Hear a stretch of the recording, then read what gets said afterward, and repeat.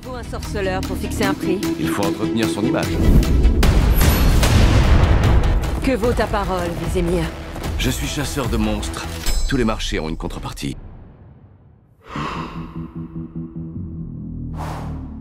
Salut à tous les amis, vidéo critique de film et cette fois-ci sur le film d'animation sorti sur Netflix.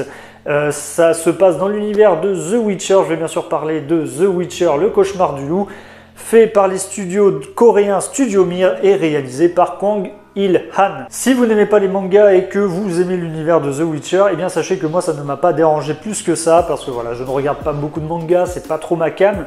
Mais j'ai plutôt aimé le fait, ce que pouvait apporter le manga, les mangas sur l'univers de The Witcher. Après moi, ça m'a fait penser dans le style de dessin un peu à Avatar, le dernier maître de l'air et puis la légende de Korra. Donc pour le coup, vous voyez comme quoi je ne regarde pas trop de mangas, donc j'ai pas trop de références là-dessus.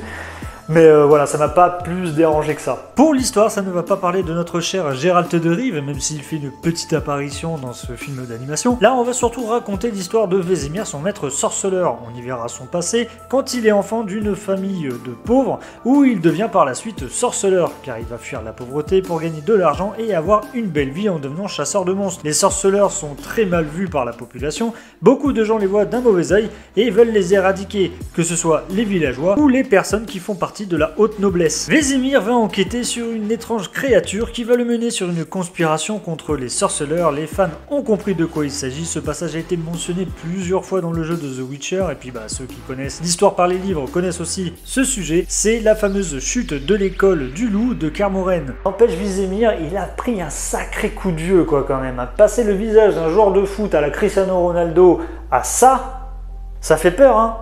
Voilà les enfants, l'effet de l'alcool, ce que ça fait. Buvez avec modération. Et pas un verre par jour parce que sinon vous êtes pris comme un alcoolique. Alors avant de commencer la critique, je vais vous expliquer comment on devient un sorceleur dans cet univers de The Witcher. Donc alors ils sont choisis enfants. Donc soit ils sont abandonnés par leurs parents ou soit ils sont échangés en guise de paiement si par exemple les personnes ne peuvent pas payer le sorceleur en cas de contrat pour tuer un monstre. Ou sinon comme Vézémir, ils viennent de leur plein gré et ils veulent devenir sorceleurs parce que cela rapporte quand même un peu de maille. Donc ensuite vient le rite initiatique où on envoie des enfants affronter des monstres. Donc ceux qui reviennent vivants sont changés en sorte de mutants avec des pouvoirs surnaturels et reçoivent des entraînements spéciaux pour tuer ou désenvoûter des monstres. Généralement ils combattent avec deux épées. Ils ont une épée en acier qui permettent de se défendre contre les humains et les non-humains et ils ont aussi une épée en argent qui leur permettent de combattre contre les monstres surnaturels. C'est des très bons fabricants de potions, ils ont aussi des pouvoirs magiques qui se nomment les signes. Il y a plusieurs écoles de sorceleurs dans l'univers de The Witcher.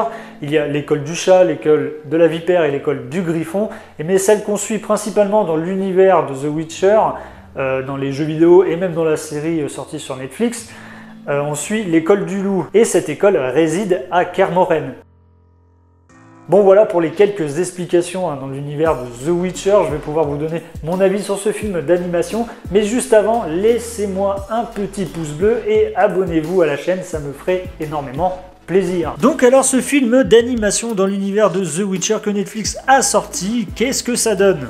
Il y a de très bons personnages, en commençant avec Vézémir, un personnage dont on ne sait pas grand chose, surtout aux yeux du grand public, mais qui a vécu énormément de choses dans le passé. On voit un personnage qui veut devenir autre chose qu'un esclave, on suit son évolution jusqu'à ce qu'il devienne sorceleur, quitte à laisser son ancienne vie, sa famille et son amour de jeunesse. Les sorceleurs sont connus pour avoir une éducation très dure et de ne pas avoir d'émotion. Alors d'après certains villageois, sinon, ils peuvent vivre aussi très longtemps, parce que Vézémir, il a tout de même 70 ans, donc comme quoi, mettre de la crème dans le visage, ça aide beaucoup. On le verra combattre avec différentes créatures du bestiaire de The Witcher, donc pour les fans de la saga et de monstres d'Heroic Fantasy, vous serez servis. Et fera face à son passé, il sera aussi dans cette fameuse histoire qu'on a entendue dans les jeux The Witcher, et on en apprend beaucoup dans cette partie de l'histoire. Et je vous en parlerai dans la partie spoil, parce que j'ai beaucoup aimé cette partie-là.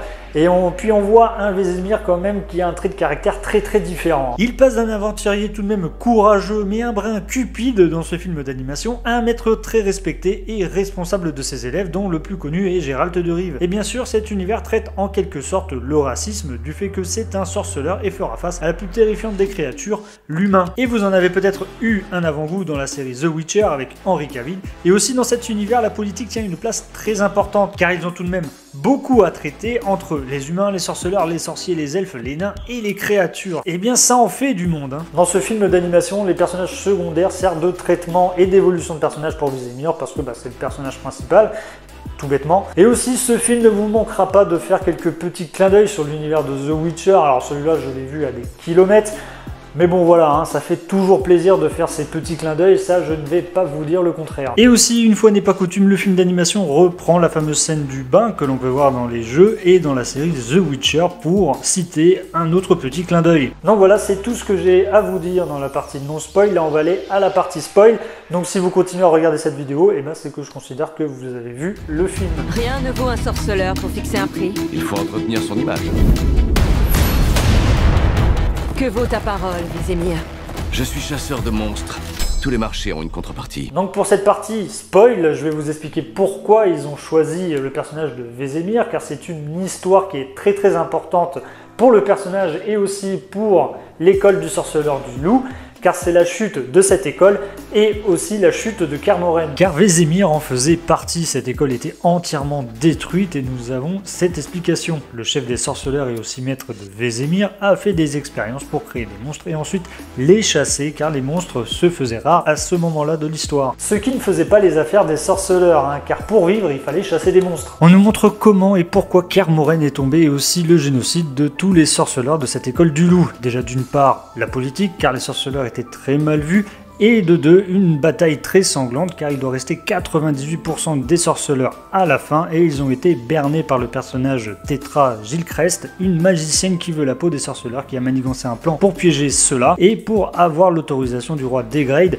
pour pouvoir chasser voire même tuer tout ce beau monde. Et à la fin de cette guerre, il n'en restera qu'un, c'est Vesemir et quelques enfants qui ont pu passer le rituel, dont Geralt de Rivia qui est enfant à ce moment-là. Et c'est aussi le petit clin d'œil dont je vous ai parlé juste avant. Donc j'ai trouvé ce passage plutôt intéressant, car pour ceux qui ont joué à la série sur console, on nous a juste mentionné cette bataille, mais là on nous montre ce qui s'est réellement passé, les complots, la politique et tout le tralala. Je ne sais pas ce que vous en avez pensé, mais je trouve ça intéressant que Netflix élargisse un peu plus son univers étendu d'Heroic Fantasy, The Witcher, parce qu'il y a de quoi faire et on peut faire plusieurs histoires annexes, qui a un lien avec l'histoire de Geralt de Rivia, dont j'attends la saison 2 qui devrait pas tarder à sortir. Donc voilà, vous avez eu mon avis sur le film d'animation The Witcher, le cauchemar du loup.